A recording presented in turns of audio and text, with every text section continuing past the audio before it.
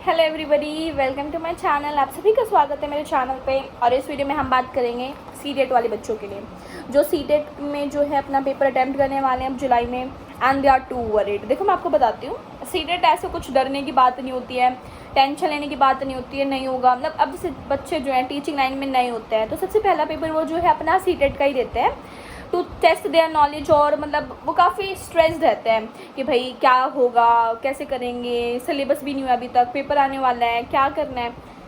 Relax, take a deep breath and trust me, CTET इतना कुछ महान बड़ा वो नहीं है कि नहीं हो पाएगा। आप सब कर सकते हो सीटेट, बस आपको एक करेक्ट गाइडेंस होनी चाहिए कि हमें कैसे पढ़ना है। तो आपको पता होना चाहिए कि सीटेट जो है उसको क्लियर करने के लिए हमें क्या क्या बातें ध्यान में रखनी है और हमें औरों से क्या अलग करना है कि जो है हमारा सीटेट जल्दी क्लियर हो। मैं आपको बताती हूँ, मेरा सीटेट जो है फर्स्ट अटैम्प्ट में ही क्लियर हो गया था एंड माई स्कोर वॉज 113। अगर किसी को डाउट है भाई तो मैंने जो है अपने इसी चैनल पे वीडियोस भी डाल रखी है, मेरी सीटेट की मार्कशीट डाल रखी है, आप जो है विजिट कर सकते हैं मेरे चैनल पे। और जो मेरा एक्सटेट भी फर्स्ट अटैम्प्ट क्लियर है, मैंने वो भी जो है अपना वीडियो डाल रखा है चैनल पे, आप वो भी जो है चेक कर सकते हो। मैं आपको बताती हूँ कि सीटेट में मैंने ऐसा क्या करा कि जो है मेरा सीटेट फर्स्ट अटैम्प्ट में क्लियर हो गया। सबसे पहली चीज़ जो मैंने देखा, पहले मैंने सिलेबस को एनालाइज करा, जो कि आप सभी भी करते हो। सिलेबस एनालाइज बहुत इंपॉर्टेंट होता है करना। आप सभी को पता है कि जो सीटेट का पेपर होता है वो 150 मार्क्स का होता है। अगर आप जनरल कैटेगरी से हो तो आपको 90 मार्क्स लेके आने होता है। इसमें आपकी सीडीपी आती है, इंग्लिश आती है, हिंदी आती है, मैथ्स आती है और ईवीएस आती है। ये सभी आपके 30-30 नंबर के होते हैं। देखो मैंने जो देखा कि जो सीडीपी है ना, ये काफ़ी इंपॉर्टेंट है। कैसे इंपॉर्टेंट है? नंबर 1, सीडीपी खुद में 30 नंबर की आ रही है। इंग्लिश, हिंदी, मैथ जो है इनमें भी 15 नंबर की आपकी इंग्लिश का कंटेंट आएगा जिसमें आपके पैसेज आएंगे, और 15 नंबर आपकी इंग्लिश की पेडागोजी आएगी। सेम फॉर हिंदी, हिंदी में 15 नंबर का हिंदी का कंटेंट है जिसमें आपके हिंदी के पैसेज आएंगे, और 15 नंबर का आपकी हिंदी की पेडागोजी है जिसमें आपका हिंदी का जो है पेडागोजी आएगी। अगर आप एनालाइज करो तो अब देखो पैसेज तो हर बच्चा सॉल्व कर लेता है। देखा जाए तो पैसेज में क्या करना होता है, पैसेज पढ़ना होता है, आंसर टिक करने होता है। अब आप बोलोगे इतना तो इजी भी नहीं होता, पढ़ के टिक करना टाइम लगता है, ये लगता है। देखो आपको क्या करना है, जितने भी पहले पैसेज आ चुके हैं, मैं ये नहीं कह रही पैसेज रिपीट होगा, बट हाँ इसमें आपको ये पता चलेगा कि कैसे हम टाइम सेव कर सकते हैं पैसेज में और कैसे पढ़ के सॉल्व करना होता है।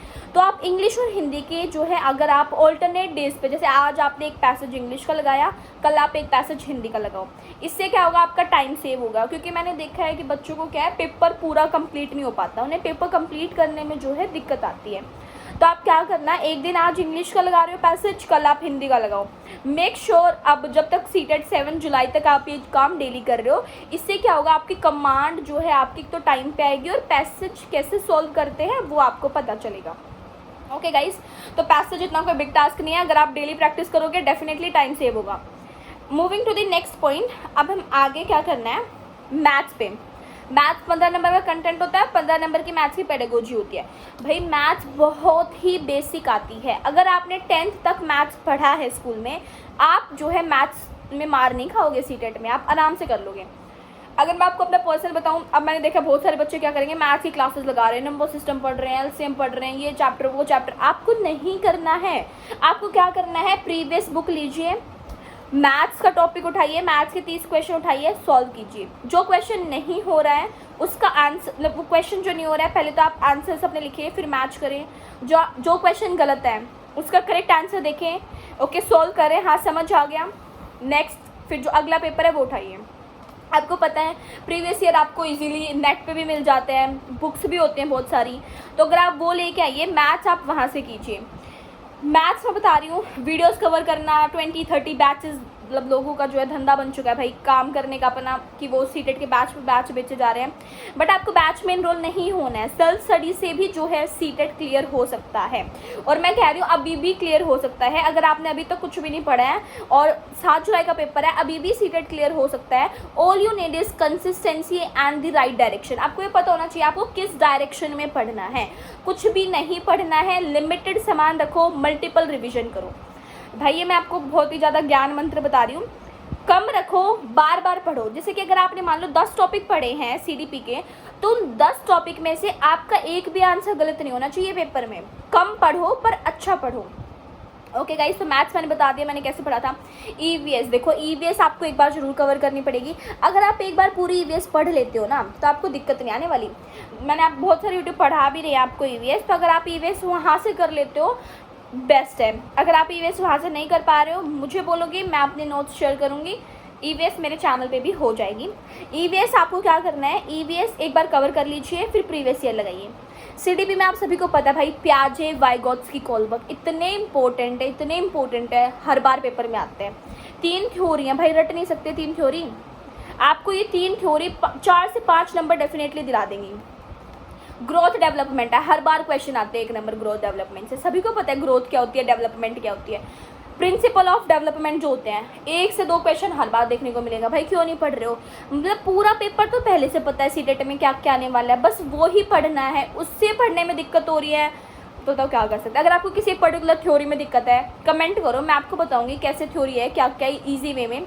बट पढ़ना भाई पड़ेगा, जब तक खुद पेन पेपर उठा के नहीं शुरू होगे आपका कोई पेपर क्लियर कराने वाला नहीं है कि हाँ ठीक है ऐसे ही हो जाएगा भाई, हो जाएगा हवा में नहीं होता, हवा में पढ़ना पड़ता है तभी पेपर क्लियर होता है।